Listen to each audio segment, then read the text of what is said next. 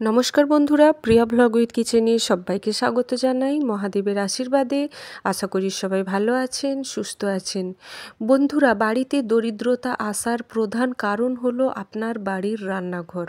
সেই রান্নাঘরে বিশেষ 5টি কাজ করা বন্ধ করে দিলে আপনাদের বাড়িতে কখনো দরিদ্র আসবে না, কখনো আপনাদের মা লক্ষ্মীর কৃপায় অর্থের অভাব হবে না, কখনো মা অন্নপূর্ণার কৃপায় আপনাদের সংসারে অন্নের অভাব হবে না, অন্ন বস্ত্রের অভাব কখনো হবে না। তো বন্ধুরা, আসুন ভিডিওটি শেষ পর্যন্ত দেখুন। আশা করছি ভিডিওটি আপনাদের অনেক উপকারে আসবে।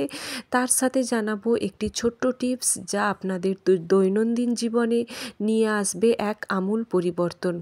তো বন্ধুরা, বাড়ির রান্নাঘর, যে রান্নাঘরে রান্না হয়, যে রান্না খেয়ে বাড়ির প্রতিটি পরিবারের সদস্যদের একদম শারীরিক সুস্থতা বজায় থাকে, যে রান্নাঘরেই তৈরি হয় ভগবানের জন্য প্রসাদ, যে রান্নাঘরে তৈরি হয় সকলের জন্য বেঁচে থাকার জিনিস, সেই রান্নাঘর অন্য কোথাও নয় বন্ধুরা। এই রান্নাঘরটি বরং বলা হয় স্বয়ং মা অন্নপূর্ণার ঘর।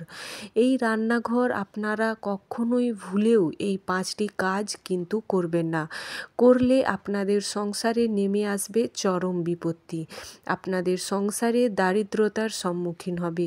তো কোন সেই 5টি কাজ, যেই 5টি কাজ আপনাদের ভুলেও করা উচিত নয়? বন্ধুরা, প্রথমত বাড়ির মহিলাদের ক্ষেত্রেই কিন্তু এই বিশেষ কয়েকটি কাজ পালন করতে হবে। কেননা 100% লোকের মধ্যে 90% বাড়ির মহিলারাই রান্নাবান্না করে থাকেন। 10% আদার্স যারা রান্নার লোক রাখেন বা বাড়িতে দাদা ভাইরা করে থাকেন, কিন্তু 90% মহিলারা বাড়িতে রান্নাবান্না করে থাকেন।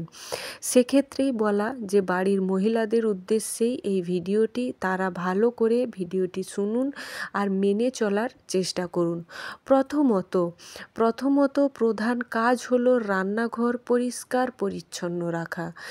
যদি রান্নাঘরে একদম নোংরা আবর্জনা পরিপূর্ণ থাকে, সন্ধেবেলা বা দিনের বেলা বা দুপুরবেলা রান্নার পর গ্যাসের উনুন বা যারা মাটিতে রান্না করেন, মাটির উনুনে যারা রান্না করেন, সেই উনুন, গ্যাস ইত্যাদি নোংরা করে ফেলে রাখা। অর্থাৎ রান্না করার পরেই যারা গ্যাস পরিষ্কার করেন না বা রান্নার যে উনুন পরিষ্কার করেন না, সেই রকমই রেখে দেন। ভুলেও এই কাজটি করা কিন্তু উচিত নয়। তবে কিন্তু হ্যাঁ, রান্না করার পরেই উনুন একটু গরম থাকে, গরম উনুন কখনো পরিষ্কার করতে নেই। একটু 5-10 মিনিট পর যখন গ্যাসের ওভেন ঠান্ডা হয়ে যাবে, তখন সঙ্গে সঙ্গে গ্যাস আপনারা পরিষ্কার করে নেবেন। রান্নাঘরে যে সমস্ত আপনারা এঁঠো বাসনপত্র ফেলে রাখেন, সন্ধেবেলায় বিশেষ করে রাত্রে ভুল করেও এঁঠো বাসনপত্র রেখে ঘুমোতে কেউ যাবেন না। এঁঠো বাসনপত্র পরিষ্কার করে রাখবেন। যাদের বাড়িতে কাজের মেয়েরা বাসন মাজেন, তাদের বলবো অবশ্যই আপনারা যে থালাতে খাচ্ছেন ওই থালা অন্তত জল দিয়ে ভালো করে ধুয়ে তারপরেই কিন্তু রাখবেন। এঁঠো কাঁটা নিয়ে বাসনে ফেলে রেখে দেবেন না। তাহলে প্রধান কাজ হলো আপনাদের রান্নাঘর পরিষ্কার পরিচ্ছন্ন রাখা। দ্বিতীয়ত কাজ হলো রান্নাঘরে সকাল সন্ধে গঙ্গাজল ছেটানো বা গ্রামে গঞ্জে গোবর জল ছেটায়। দেখবেন বন্ধুরা, আগেকার দিনে গ্রামে গঞ্জে গোবর জল দিয়ে ছড়া দেওয়া হতো। ঘুম থেকে উঠেই সূর্যোদয়ের আগে ছড়া দেওয়া হতো, ঠিক তখনই রান্নাঘরও পরিষ্কার করা হতো। এখন যখন গোবর জল পাচ্ছেন না, তখন গঙ্গা জল তো বাড়িতে থেকেই থাকে। তো সকাল বা সন্ধে যে কোনো একটা সময় আপনারা গঙ্গা জল দিয়ে পরিষ্কার পরিচ্ছন্ন করে গঙ্গা জল দিয়ে শুদ্ধ করে রাখুন। কেননা আপনারা যে বিছানায় ঘুমোচ্ছেন, আপনাদের বেডরুম তো কখনো গন্ধ বা নোংরা আবর্জনা করে রাখেন না, তাহলে রান্নাঘরেই বা কেন নোংরা আবর্জনা করে রাখবেন? কেননা বন্ধুরা, আপনারা যখন পরিষ্কার পরিচ্ছন্নে থাকছেন, রান্নাঘর কেন অপরিষ্কার রাখবেন? রান্নাঘর হলো তো স্বয়ং মা অন্নপূর্ণার ঘর। তাহলে তিনি একজন দেবী, তিনি কখনোই অপরিষ্কার পছন্দ করতে পারেন না। আর মা অন্নপূর্ণা যেই সংসারে থাকে না, সেই সংসারে কখনো মা লক্ষ্মী থাকে না। দ্বিতীয়ত হলো গঙ্গাজল ছেটানো। এটা পরিষ্কারের মধ্যেই পড়ে। এরপর যে কাজটা বলবো ৩ নাম্বার, তা হলো বন্ধুরা, রান্নাঘরে যখন আপনারা প্রবেশ করছেন প্রথমবার কেন, যখনই আপনারা রান্নাঘরে প্রবেশ করছেন, যে জিনিস দিয়ে আপনারা সবজি কাটেন, সেই কাটার বঁটি হতে পারে, এখন তো অনেকে ছুরি কাঁচি দিয়েই কাজ চালিয়ে নেয়, ছুরি কাঁচি হতে পারে, এই জিনিসপত্র ধারালো অস্ত্র, এক কথায় যেগুলো কাটার জন্য ব্যবহার করা হয় সবজি, রান্নাঘরে প্রবেশ করেই কখনো আপনারা এই সমস্ত ধারালো অস্ত্রের দর্শন করবেন না বা দেখবেন না। এই জিনিসগুলো কোনো ঢাকা দিয়ে রাখার ব্যবস্থা করুন, বা যেন রান্নাঘরে প্রবেশ করলেই ওই জিনিসগুলোর দিকে আপনাদের চোখ না যায় এমন ব্যবস্থা করে রাখুন। তাহলে বন্ধুরা এই সমস্ত জিনিসের মধ্যেই কিন্তু প্রচুর পরিমাণে নেগেটিভ এনার্জি থাকে। এই সমস্ত জিনিস দর্শন করা মানেই আপনার মনের মধ্যে, আপনার একদম মাইন্ডে নেগেটিভ এনার্জি প্রবেশ করে, যার ফলে আপনি যে রান্নাটা করছেন মনোযোগ সহকারে, সেই নেগেটিভ এনার্জি ওই রান্নার মধ্যে প্রবেশ করে, আর ওই রান্না বাড়ির যে কেউ প্রতিটি সদস্য গ্রহণ করলেই তার মধ্যেও সেই নেগেটিভিটি প্রবেশ করে। তাহলে এগুলো বন্ধুরা সমস্ত কিছুই নির্ভর করছে কিন্তু ওই ধারালো অস্ত্র। কখনোই ধারালো অস্ত্র চোখের সামনে রাখবেন না। তৃতীয়ত আপনারা কখনোই রান্নাঘরে যখন দুধ গরম করছেন, বারবার দুধ উথলে যাওয়া বা উথলে পড়ে যাওয়া, এই কাজটা কিন্তু ভুলেও করবেন না।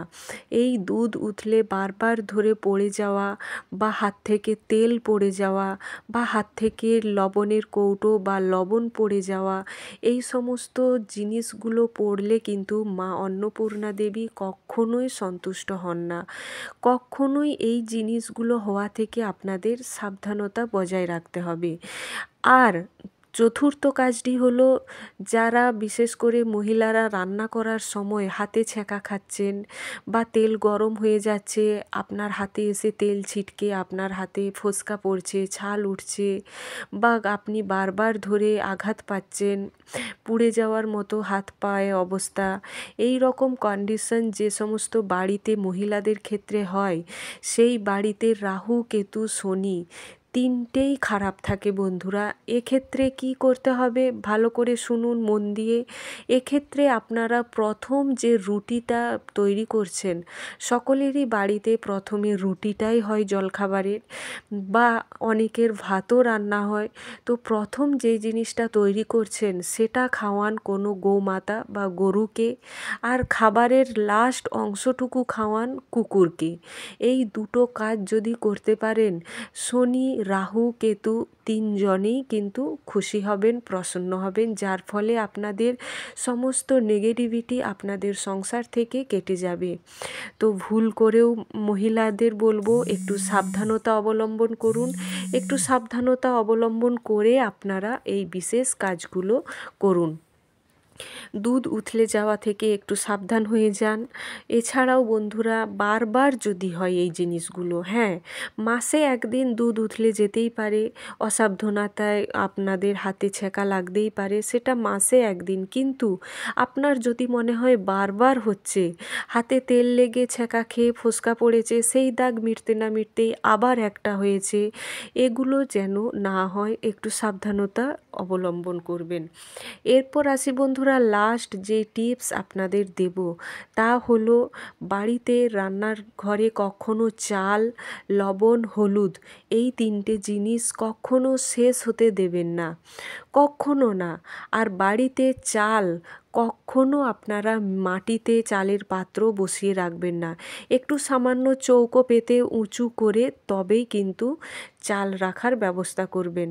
চাল সবসময় বন্ধুরা সুন্দরভাবে এমন জায়গায় রাখবেন যেটা দেখলেই মনে হয় না পরিষ্কার পরিচ্ছন্নে রয়েছে। পরিষ্কার পরিচ্ছন্নে চাল যখনই থাকবে, মা অন্নপূর্ণা দেবীকে আপনারা সেখানে বসিয়ে রেখেছেন, এই রকম মতো ভেবে চিন্তে আপনারা চাল রাখবেন। তো বন্ধুরা, এই ছিল আজকের ভিডিওর মূল বিষয়। আশা করছি ভিডিওটি আপনাদের অনেক উপকারে আসবে। ভালো লাগলে জয় মা লক্ষ্মীর নামে কমেন্ট করতে ভুলবেন না। আর বন্ধু বান্ধব আত্মীয় স্বজনদের সাথে শেয়ার করুন। নতুন বন্ধু যারা আছেন সাবস্ক্রাইব করে পাশে থাকুন। আর বন্ধু বান্ধবদের সাথে শেয়ার করে দিন, যাতে ওনারাও এক